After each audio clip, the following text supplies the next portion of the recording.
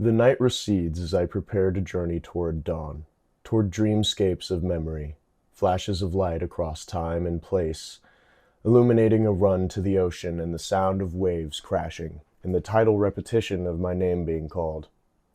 Here, before the sound of people racing to an uncertain life, I hear moments in the darkness before the eastern glow lightens dark blue and then finally light blue, and the sky and morning star confirm that up until this moment this life has not been a dream, and it was true, that I've seen blossoms fall gently from cherry trees at the slightest change in the sacred wind, frozen in time counting the cadence of my footsteps on the graveled path and the sound of my sacred breath.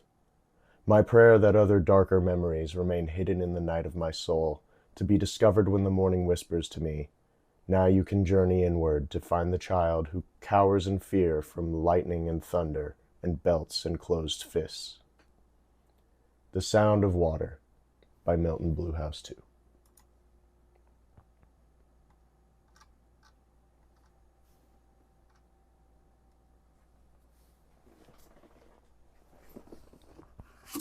Hello, everybody. My name is Stone. That was the poem of the day.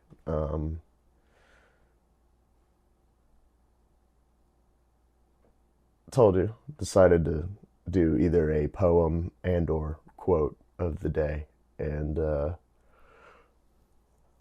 one sounded pretty good, so went with that one. Just poetryfoundation.org's poem of the day. We are on chapter 10 of Contact Harvest. Harvest, January 19th, 2525. Avery found himself alone, pacing the rows of one of Harvest's vast orchards. Branches brushed past him on either side, heavy with a fantastic mix of fruits, apricots, cherries, plums, and many more, all beaded with condensation from a cold morning mist. He pulled an apple free and brushed away the dew. The green skin beneath was so lustrous that it glowed like a thing on fire. Sunday, he thought. Sunday. But he wasn't sure exactly why. He discarded the apple and reached deeper into the branches. Closer to the trunk, the air was colder. Avery felt the frost-covered curves of a pear and twisted it from its stem. He brought it to his lips and took a bite. But his teeth had barely punctured before he got a raw nerve jolt. The pear was frozen solid. Avery dragged his sleeve across his lips and was surprised to find he was wearing civilian clothes. A freshly starched white Oxford shirt many sizes too small, a little paisley tie that barely reached his navel. Scuffed, wing-tip shoes. A boy isn't a boy that doesn't ruin his clothes, Avery heard his Aunt Marcile's voice. A breeze through the icy leaves. Suddenly, the branches shook in a whoosh of passing thrusters. Looking up, Avery just caught sight of a Hornet aircraft passing low above the orchard. Wings flashing in the bright sunlight, the aircraft banked and disappeared behind the trees on the opposite side of the row. Avery dropped the pear and ran off in pursuit. But now, the farther he pushed through the branches, the warmer they became. Water ran in rivulets, down waxy leaves, dropped from the fruit like rain. A rapid, artificial thaw was underway. Avery felt a humid gust of air that became unbearably hot the farther he pressed forward. He closed his eyes, lids burning, and felt the branches give way to something solid. A wooden double door leading into a roadside restaurant. Pushing through, Avery saw the door was one of the few things left standing. The restaurant's roof was blown clean off. Its walls were splintered and its windows shattered. All the tables and chairs were burned and smelled of smoke. Toward the back sat a family of 4, their cheerful clothes the only thing not covered in a layer of ash. One of the children, the same boy Avery had hoped to save, looked up from a plate of pancakes and waved. As Avery waved back, the boy took a bite and pointed to the food counter. Avery turned and saw a woman on a stool, wearing a stunning silver dress. "It's a formal affair," Jalon said, twisting on the stool. "I know," Avery replied, reaching to straighten his tie. But he no longer wore his hand-me-down church clothes. Instead, he found himself burdened by matte black impact plating. Jalon frowned. Maybe I should have invited someone else. She pulled a purse from her lap, not the mirrored clutch she'd had at the solstice celebration, but the burgundy bag of the Any bomber. She casually reached inside, as if rummaging for a lipstick. Careful, ma'am, Avery shouted. It's not safe. He tried to leap forward and grab the bag, but his legs were leaden, rooted to the floor. Avery heard the roar of hornet thrusters, saw its shadow ripple across the counter. The young boy at the table started to choke. Relax, Jalon said to Avery. You'll be all right. Avery groaned and dropped to a knee. His armor had become unbearably heavy. He planted his gloved hands on the ash-covered floor to keep himself from collapsing. Through narrowed eyes, he saw boot prints, the frantic footwork of Marines working to surround a target. Jalon repeated herself, but this time her voice seemed to come from somewhere else. An echo from beyond the restaurant, but somehow very close to Avery's ear. Relax. You'll be all right. Avery did, and he was. The powerful pharmaceuticals that had kept him unconscious since his fight aboard the freighter drained from his veins like water from a bath. He felt the tug of an imagined drain and let himself settle to the bottom. When his eyes finally opened, they seemed to do so at quarter speed. There you are, Jalon said, standing close beside his bed. Welcome back. Avery knew he had been dreaming, but he was still surprised to see her without her dress. The lieutenant commander now wore light gray service coveralls, high-necked and fitted at the waist, the everyday uniform of a female ONI officer. She stood on the left side of his bed. On the right was Governor Thune. How long have I been out? Avery croaked, taking in his surroundings. Small room with cream-colored walls, monitoring equipment and an IV stand. Its tubing running to a needle in the top of his right hand. Avery smelled antiseptic and aggressively bleached linens. A hospital, he thought. A suspicion quickly confirmed as Jalon lifted a pitcher of ice water from a wheeled cart and filled a glass etched with the words, Utgard Memorial. Almost 2 days, she said, handing Avery the glass. You have a fractured skull. Avery rose onto an elbow, took the glass, and drained it with a long, slow sip. Sunday. That was when he and Byrne had ridden a welcome wagon back to the Tiara and transitioned to Al Signy's sloop, Walk of Shame. The two sergeants had been briefed, armed, and underway by 0900, hidden in the decoy freighter. What about Byrne? He's fine. Had his wounds all sewed up by the time we got back. Your corpsman even complimented him on his stitching. Jalon put the pitcher back on the tray. He saved you, pulled you onto the freighter before the other ship blew up. Avery frowned. I don't remember that. What do you remember? The governor asked. Thune seemed penned in by the room's narrow walls. His formerly jolly bulk, now a looming threat. Take me through your mission, step by step. Avery furrowed his brow. The room's secure, and you're the only patient in this wing, Jalon explained. Then nodding toward the governor, I've already told him everything I know. Avery reached for a row of buttons embedded in his bedside rail. Motor's whirred and the bed lifted him to a sitting position. Placing his glass in a nest of sheets that filled his lap, Avery settled into a familiar mode. The cut and dried delivery of an after-action report to a superior. But he only got a minute or so in, was just starting to describe the combat with aliens, when Thune became impatient. How did they communicate? He asked, wrapping his large arms across his chest. Sir? Thune had began to sweat. Deep blue splotches were growing around the collar and underarms of his chambray shirt. Did you see any comm gear? Notice how they spoke to each other or to their ship? No, sir, but they were suited up. It was hard to... We're wondering if they sent a message, Staff Sergeant, Jalon clarified. A distress signal, something we might have missed on your helmet cam. The leader was out of sight, Avery said.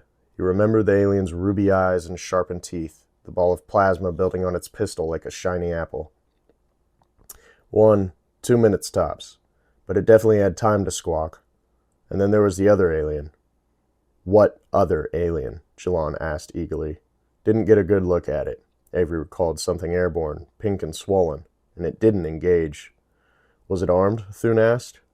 Not that I could tell, sir. So let me get this straight. Thune scratched his neck below his thick red beard. 4 aliens, maybe 5, armed with knives and pistols. Their ship had lasers, Governor. Hydrogen fluoride. Very accurate. Jalon spread her hands a short distance apart. And it was a small ship. Who knows what they put on their larger vessels? The ones you killed, Thune dragged out his words. His tone was arched, provocative. They seem any tougher than the average insurrectionist? Sir? Avery felt a familiar knot tighten in his stomach. What did the innies have to do with this? 4 of them, 2 of you? The governor shrugged his massive shoulders. And you won. We had the element of surprise, but they were disciplined, demonstrated good tactical thinking.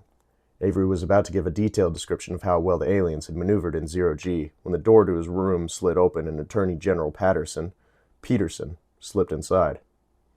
I couldn't find an orderly anywhere. He smiled apologetically at Avery. Not that you're missing anything. Hospital food is the same wherever you go, I'm afraid. Then to Governor Thune. Anything unexpected? Thune shot Jalon a dismissive look. No, he said firmly. A tense silence filled the room. Avery shifted in his bed. Clearly his debrief had been an important part of a larger discussion. His answers critical to an argument between Alsigny and Thune. Governor, Jalon said, if we might have a word. You've been very helpful, Staff Sergeant. Thune patted Avery's legs through his sheet, then headed for the door. Enjoy your rest. Avery sat up as straight as he could, straining his IV. Thank you, sir. Jalon followed the governor outside. Peterson pulled the door shut behind them with an odd duck of his head, almost a bow. Avery raised his glass, tossed a few cubes of melting ice past his lips, and began to crunch. The movement of his jaw worsened an ache at the back of his skull. He reached around and felt a bumpy line, a cauterized incision through which the doctors had injected bone-knitting polymer. Avery could hear Thune's voice rumbling outside the door, but he couldn't make out what he was saying. At first, Jalon's responses were similarly muffled, but the exchange quickly increased in volume, crescendoed with a sharp growl from Thune and conciliatory muttering from Peterson. Avery heard departing footfalls, and a few minutes later, Jalon slid back into the room alone. You didn't know, Avery said, that you were running an op, using the militia as cover. Jalon crossed her arms behind her back and leaned against the wall beside the door. No. The decision to keep the governor out of the loop had certainly happened way above the lieutenant commander's pay grade. But if Jalon was upset that she'd been left holding the bag, she didn't show it. Her expression was perfectly calm. Avery reached out and placed his empty glass on the cart. How many ships is he requesting? Jalon waited for him to settle back into bed. None. For a moment, the only sound in the room was the low clicking of one of the monitors as it registered a spike in Avery's pulse. But didn't we just make first contact with aliens? With respect, ma'am, the contact wasn't all that friendly. Their weapons were way more sophisticated than ours, and like you said, that was probably just the small stuff. Jalon nodded. We threw a sucker punch and won a fist fight. They'll be back for another round. I know. Then why the hell isn't Thune asking for any ships? Jalon pushed away from the wall. Organizing a militia took years of negotiations, required the unanimous approval of Harvest Parliament. A significant percentage of its citizens were against having even a handful of Marines on their planet. Jalon stepped to the foot of Avery's bed. Thune isn't eager to see how they react to UNSC warships in orbit. Avery remembered the looks on the faces of some of the guests at the solstice celebration. Their obvious disdain for him and his uniform. The insurrection. Thune's worried it's going to spread. We're all worried it's going to spread, Jalon said. So, what? We're just going to ignore these alien assholes banging on our door? The governor's upset. He doesn't want to listen. Not now. Not to me. Then who? Jalon wrapped her hands around the stainless steel bar that bracketed the bottom of Avery's mattress. She squeezed, as if doubtful of the metal's strength. Someone with knowledge of authorized response plans for first contact scenarios. Someone who can either convince the governor that bringing in the fleet is the right thing to do, or has the rank to overrule him. She looked up. Not me. Avery heard frustration in her voice, a flaw in her emotionless facade. He had an opportunity to say the right thing, to explain that he shared her frustration and ask her what they could do, together, to prepare Harvest for an attack. Instead, he let his anger get the better of him. The governor's playing politics, he snarled. And you're not going to do a damn thing about it? Avery had been testing the boundaries of insubordination since Thune had left the room, but this was a clear step over the line. Jalon pulled her hands from the bar. My ship is already on its way to Reach, carrying a report in which I recommend, in no uncertain terms, that FleetCom ignore the governor's objections and immediately dispatch a battle group. Any weakness in her voice was gone. She locked Avery's brazen stare. What else, Staff Sergeant, do you suggest I do? Walk of Shame was an Oni sloop, a very fast ship, but Avery knew it would still take more than a month for it to get back to Epsilon Eridanus, Jesus. The battle group would take time to muster and would be slower to transit. Best case scenario, it would be at least 3 months before help arrived at Harvest, and Avery knew, deep in his gut, this would be too late. With a silent curse, he yanked out his IV, threw back his bed sheets, and swung a foot onto the floor. His hospital gown was surprisingly short, and Jalon was at a particularly awkward angle, but her eyes remained fixed on his as he removed his freshly washed uniform from the middle shelf of the hospital cart, stepped into his fatigue pants, and fastened them beneath his gown. What are you doing? Returning to duty. Avery tore off his gown and tossed it on the bed. Now Jalon's eyes did flick up and down, registering the ugly contusions the recent fight had left on Avery's broad chest and shoulders. I don't remember giving you permission to do that. Avery muscled into his olive drab t-shirt, dropped to a knee, and did up his boots. I have my orders, train a company of militia, and I intend to do it, because right now, ma'am, their sorry asses are all this planet's got. Avery pulled on his duty cap and marched toward the door. Jalon sidestepped and barred his path. He was a head taller, much heavier and stronger, but looking down at her stoic face, Avery honestly wondered who'd come out on top if he tried to push past and she tried to stop him. In the end, all she needed was her voice. Everything you've seen and done in the last 48 hours is classified, top secret. You will train your recruits the best way you know how, but you will not tell them what you know. She paused, eyes flashing. Do I make myself clear? Avery had thought Jalon's eyes were brown, but now he realized they shone deep hazel, fathomless green. Yes, ma'am. Jalon stepped aside, and Avery slid open the door. Stepping into the hall, he was surprised to see Captain Ponder sitting on a cushioned bench a few doors down, fingers busy on his comm pad's screen. Ponder looked up as Avery approached. I was expecting worse, he smiled. You look pretty good. Captain, Jalon said as she strode quickly past. Ponder stood and snapped a hasty salute with his prosthetic arm. Ma'am? The two Marines watched Jalon head toward an elevator at the end of the hall. Her black boots' low heels clacked loudly on the polished white tile floor. Avery waited until she was inside the elevator and the door was closed before he asked, Did you know she was a spook? No, I did not. Ponder dropped his compad into the chest pocket of his fatigue shirt. But as far as they go, she isn't too bad. Avery narrowed his eyes. She's hanging us out to dry. What she's doing is following orders. Ponder put his prosthetic hand on Avery's shoulder. Bringing in the fleet? That's Thune's call. The captain could tell Avery still wasn't convinced. Listen, all the gear you didn't leave floating out in space, she gave to me. She wants us to take it back to the garrison, put it to good use. Avery knew there were weapons and equipment in Jalon's arsenal he could use to train his recruits to fight, not just march and shoot at targets on the range. If that was all the lieutenant commander had to give, Avery agreed. It was better than nothing. "Come on," Ponder said, steering Avery away toward the elevator. "On our way back to the garrison, you can tell me how Staff Sergeant Byrne managed to get himself stuck by a lizard in a spacesuit." All the 2nd Platoon recruits cheered when Jenkins fell. The blow from his opponent's pugil stick had caught him on the back of his helmet, swept him right off the beam.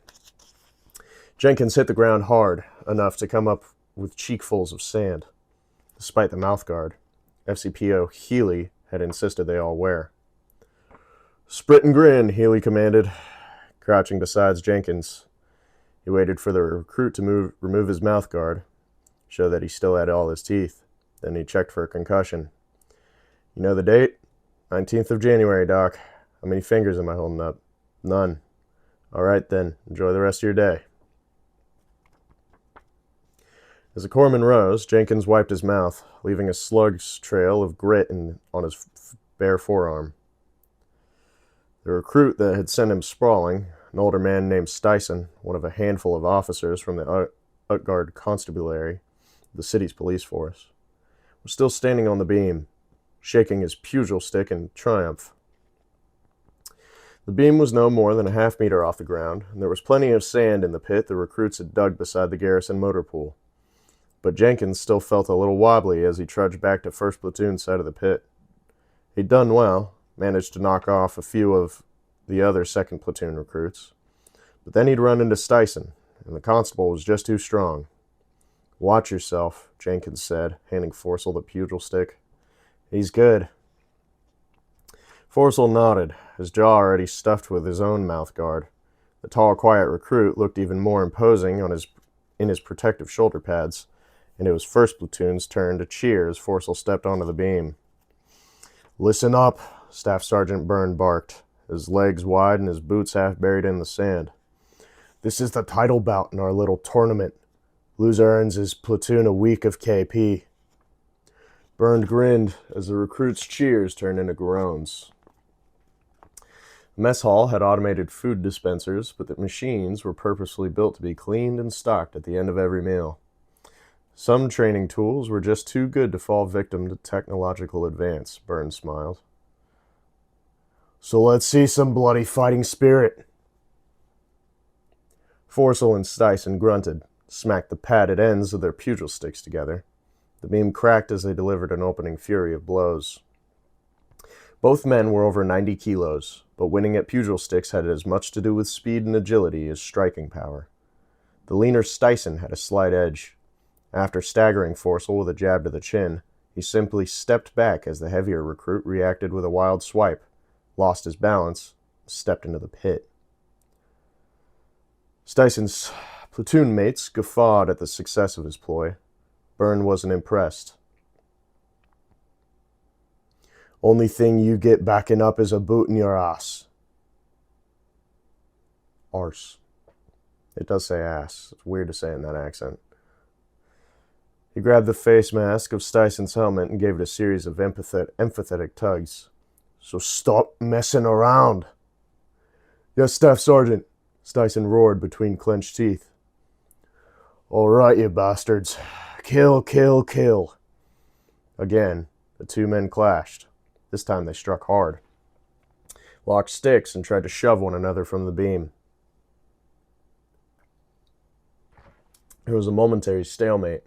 Two pairs of boots slid backward, struggling for purchase.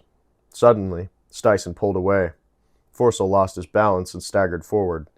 Styson took a mighty swing at Forcel's head, but the big recruit tucked his chin against his shoulder, absorbed Styson's strike, and countered with a thrust to the constable's ribs that knocked him sideways into the sand. Styson rolled to his feet and shrugged his shoulders as if to say, "Lucky shot." A reaction that elicited a chorus of boos from 1st Platoon that persisted even as Byrne demanded calm, and a warthog roared into the motor pool. "You all want to slaver on," Byrne shouted, glancing at the Warthog as Avery and Captain Ponder dismounted. "Let's hear you count to 50. The recruits dropped and started their punishment push-ups, counting loudly and in unison. But Jenkins kept his head up and watched as the two staff sergeants came together under Captain Ponder's watchful gaze. It didn't take a genius to realize there was bad blood between Avery and Byrne. Ever since Jenkins had arrived at the garrison, he'd noticed they'd gone out of their way to avoid each other, and Staff Sergeant Byrne seemed to regard their recruits' training as personal rivalry.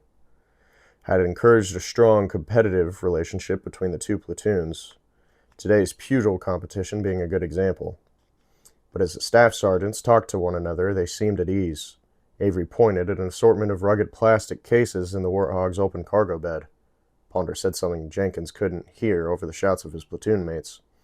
But it must have been something good, because Byrne nodded approvingly. Then Staff Sergeant Johnson held out his hand. Byrne paused, long enough for Jenkins to count from 38 to 45. Then he reached out and gave Avery a single, earnest shake. "Second platoon, on your feet," Byrne bellowed, turning back to the sandpit. "We are running to the range." Styson stood, tore off his helmet with obvious annoyance. "But who won?" Without hesitation, Forcel swept Styson behind the knees and sent him feet high into the sand. The two platoons erupted in opposing cheers and jeers. "Not you, gobshite," Byrne grunted, yanking the stunned constable to his feet. "Platoon, move out. Double time." Jenkins and the rest of 1st Platoon rushed the sandpit. They pounced on Forcel and would have lifted him into the air if Avery hadn't broken the mood. "Attention!" he shouted, and the recruits snapped to. Forcel struggled to suppress a smile. Avery strode to Jenkins, carrying one of the Warthog's plastic cases. "What did you qualify?" "Staff Sergeant?" Jenkins stuttered. "Before I left, I told you, learn how to shoot." Avery leaned in close. "What did you qualify?" "Sharpshooter." "You lying to me, recruit?" "No, Staff Sergeant." "And you?" Avery eyeballed Forcel. The recruit still had his protective helmet on. His already sizable head seemed comically large. "Sharpshooter, Staff Sergeant." Forcel replied through his mouthguard. Avery turned back to Jenkins. "You like this big son of a bitch?" "Yes, Staff Sergeant." "Good." Avery held out the case. "Because you're my sniper, and he's your spotter." Jenkins took the case, but it took him a few seconds more to realize that it held a rifle, that Avery had just given him an unofficial but very important promotion. "Yes, Staff Sergeant," Jenkins shouted, much louder than before. "We're accelerating your training," Captain Ponder said, joining Avery near the sandpit. "We've just learned Harvest is expecting a very important colonial authority delegation. Governors requested that this militia provide security in case of insurrectionist attack." This was a bald-faced lie, but Avery and Ponder had agreed that while they couldn't tell the recruits the truth, they needed to give them a reason to train hard, an enemy that would keep them motivated. And yet, the mere mention of the insurrection caused some of the recruits to start with fright. Others glanced nervously at one another, while the rest frowned and shook their heads. "We didn't sign up for this," Avery nodded. "You volunteered for different reasons, but I can teach you to become soldiers, protectors of your planet." He'd meant what he said to the lieutenant commander. Until help arrived from FleetCom, these recruits were the only protection Harvest had. But what he hadn't admitted until now, even to himself, was that he didn't know if he could lead them. Not without their respect and trust. And he didn't have a lot of time to earn either one. "I am your drill instructor, but I am also a UNSC Fleet Marine," Avery continued. "I have committed myself to a life of service and sacrifice. I have set for myself the highest standards of personal conduct and professional skill. If you let me, I will teach you to do the same." It wasn't lost on Avery that everything he committed to his recruits, he also committed to himself. In waging the UNSC's dirty war against the insurrection, he had compromised his standards, done immoral things. He'd sacrificed too much of his humanity for his service. Now, he was determined to earn it back. Avery took off his duty cap and tossed it to Healy, then stepped down into the pit. But first, he said, lifting Styson's helmet and shaking it free of sand, someone's got to keep Forsel's head from getting any fatter. As the recruits of 1st Platoon broke into astonished smiles, Avery added, might as well be me. Chapter 11.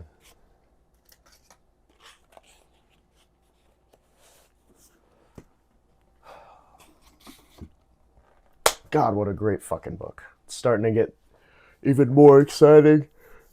It's like, it's slow, but like things are always happening. The conversations feel important. It doesn't just feel like a means to an end, kind of how like